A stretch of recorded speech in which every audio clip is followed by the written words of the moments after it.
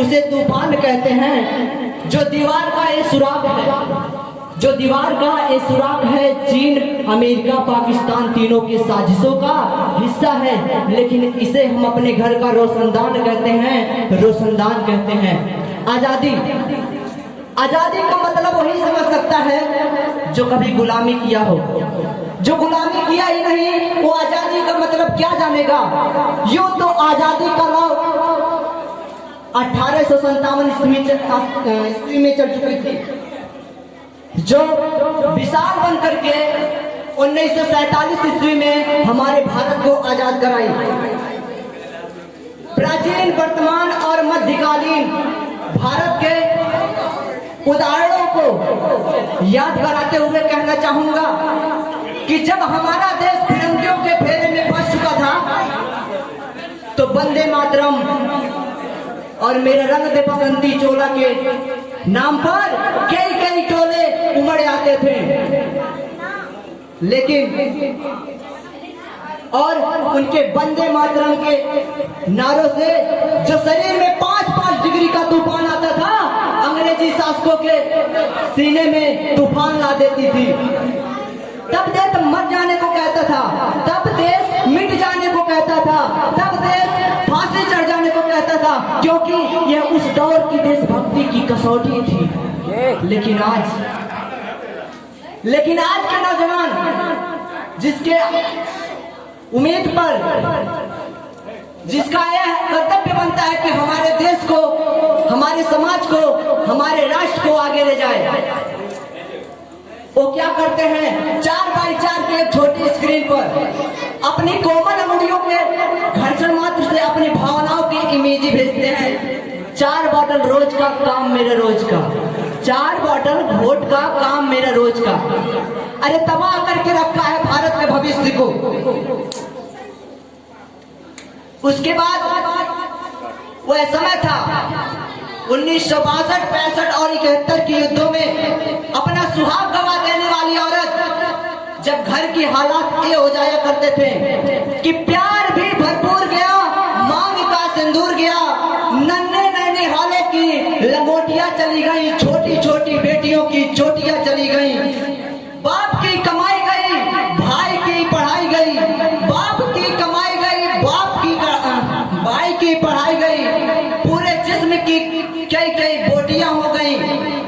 लेकिन आपके लिए तो एक आदमी मरा है साहब, मेरे घर की तो रोटियां चली गई, रोटियां चली गई वाले हालात पैदा हो जाने के बावजूद भी एक माँ अपने बेटों को सरहद पर दुश्मनों की धज्जियां उड़ाने के लिए भेज दिया करती थी और खत में भेजा करती थी, लिखा है खत अम्मा ने बड़ी चाव से, लिखा है खत अम्मा ने बड़ी चाव से, मेरे पुत्र मत घबराना दुश्मनों की वार से, मेरे पुत्र मत घबराना दुश्मनों की वार से, चाहे एक एक इंच कट जाना। इस तरह पूरा परिवार अपने देशभक्ति को साबित कर रहा होता था। आज देश लड़ने को नहीं कहता, आज देश मिट जाने को नहीं कहता, आज देश फांसी चढ़ जाने को नहीं कहता, बल्कि मेरे हिसाब से या मेरे समझ से जो इंसान आज के जमाने में अपना काम पूरी ईमानदारी से, पूरी लगन से, पूरी मेहनत से करता है, वही सच्चा देशभक्त होता है। मैं नहीं मानता कि फेसबुक और व्हाट्सएप की डीपी को 3 रंग में रंगना ही देशभक्ति होती है। अगर आप कहेंगे कि साल में 2 बार 15 अगस्त और 26 जनवरी को हाथ में तिरंगा ले लेना देशभक्ति है, तो मैं पूछूंगा कि फुटपाथ में पड़ने वाला वह लड़का जो ट्रैफिक की छांव में नंगे पांव अपने हाथों में तिरंगा लेकर बेचता है, क्या आप उसकी देशभक्ति कहेंगे?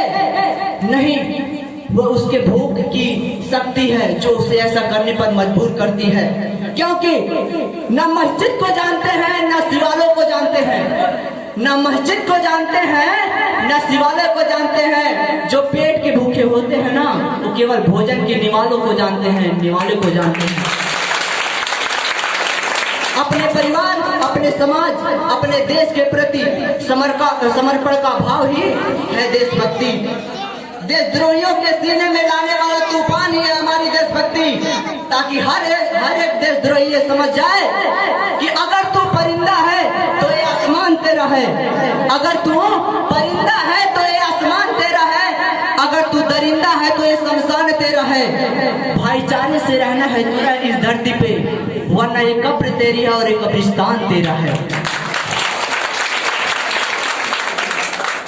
लेकिन देशद्रोही से ज्यादा, देशभक्ति से ज्यादा देशद्रोही से ज्यादा देशभक्ति तब वाहत होती है जब एक बेटा अपने वृद्ध माँ बाप को वृद्धा आश्रम पर छोड़ आता है।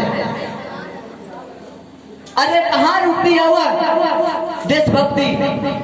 जब किसी को मुसीबत में फंसते हुए देखते हैं ना तो क्या करते हैं?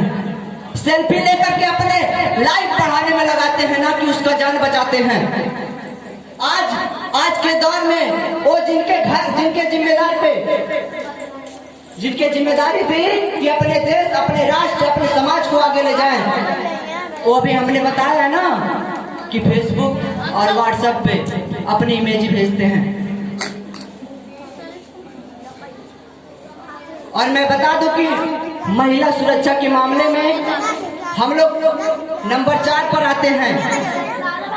हमारा देश राष्ट्र निर्माण तब, हमारे देश में राष्ट्र निर्माण तब संभव नहीं होगा जब तक हमारे देश के युवा समाज जीते जी नारियल तोड़ कर भगवान को रिश्वत लगाते रहेंगे, तब तक हमारे देश में राष्ट्र निर्माण संभव नहीं होगा। मैं ये नहीं कहता कि नारियल मत तोड़िए मंदिर में, मैं ये कहता हूँ कि नारियल तोड़िए, लेकिन जिस लक्ष्य की आपको चाहते हैं उसके लिए परिश्रम भी करना होता है। मजदूर को मजदूर समझिए, कमजोर नहीं। गरीब को दान दीजिए, गरीब को काम दीजिए, दान नहीं। क्योंकि अगर दान देना है तो जीते जी रक्त दान दीजिए, मरने के बाद अंग दान दीजिए, और अंग दान देकर किसी को जीवन दान दीजिए। यही है सच्ची देशभक्ति, यही है सच्चा राष्ट्र प्रेम। न सरकार मेरी है न रब मेरा है, न सरकार मेरी है न रब मेरा है, और न ही ये बड़ा सा नाम मेरा है। मुझे गुरूर सिर्फ इस बात की है कि ये मैं भारत का हूँ और ये भारत देश मेरा है। परंतु एक बेचारी बीमारी हमारे समाज में नजर आती है। कहा जाता है हम दुनिया के सबसे बड़े लोकतंत्र हैं, जहाँ हिंदू पैदा होते हैं, मुसलमान, सिख, ईसाई भी पैदा होते हैं। लेकिन बदनसीबी की बात यह है कि यहाँ हिंदू नहीं पैदा होते, इंसान नहीं पैदा होते। यहाँ हिंदू तो पैदा होते हैं, सिख, मुस्लिम, ईसाई भी पैदा होते हैं, लेकिन अब इंसान नहीं पैदा होते हैं। और मेरे हिसाब से राष्ट्र निर्माण में न हिंदू की जरूरत है न मुसलमान की जरूरत है, और राष्ट्र निर्माण के लिए सिर्फ सच्चे इंसान की जरूरत है, सच्चे इंसान की जरूरत है। जरा सोच कर देखिए, पेड़ पौधे और शाखाएं भी परेशान हो जाएं, पेड़ पौधे और शाखाएं भी परेशान हो जाएं, अगर परिंदे भी हिंदू और मुसलमान हो जाएं, अगर हिंदू और मुसलमान हो जाएं। एक सच्ची बीमारी भी हमारे समाज में नजर आती है। और बड़े आश्चर्य की बात है, जिस देश ने पूरे दुनिया को तक्षशिला और नालंदा जैसे विश्वविद्यालय शिक्षक बुनियाद रखी, और आज विश्व में 100 सर्वश्रेष्ठ विद्यालयों में से एक भी विश्वविद्यालय हमारा टिक नहीं पाता। एक तरफ हमारे पास IIT, IIM, NIT जैसे शिक्षण संस्थान है, और दूसरे तरफ गरीबों की जमात में खड़ा करके उनके हाथों में बेरोजगारी की झुंझुना पकड़ा दिया जाता है। हमारा राष्ट्र निर्माण तब तक नहीं संभव होगा जब तक स्वच्छता अभियान में केवल सरकार नहीं, बल्कि सड़क पर चलने वाला हर नागरिक अपने सच्चे दिल से उस स्वच्छता अभियान में योगदान देगा। हमारा राष्ट्र निर्माण तब संभव होगा जब स्वच्छ भारत, स्वस्थ भारत को सब लोग दिल से अपनाएंगे। जब तक मानसिक रूप से दिवाले, धार्मिक रूप से अंधा, राजनीतिक रूप से गंदा और स्वैच्छिक न्याय मूल्यों के आंकड़ों में छिन्न भिन्न पाखंड अखंड भारत को खंड खंड करता रहेगा, तब तक हमारा राष्ट्र निर्माण संभव नहीं होगा। और मैं इस मंच से कहना चाहूंगा। और मैं इस मंच से सलामी देना चाहूंगा उन वीर जवानों को जो सरहद पर रहकर हमारी रक्षा कर रहे हैं, और हर उस किसान को जो अन्न उगा करके हमारे पेट को भर रहे हैं, और हर उस आदमी को जो अपने काम पूरी मेहनत, पूरी लगन और पूरी ईमानदारी से करते हैं। उन सभी महान लोगों के लिए मैं इस मंच से जय हिंद और जय भारत कहना चाहूंगा। और मैं हमेशा कहूंगा और कहता रहूंगा कि मेरा भारत महान था, महान है और महान रहेगा।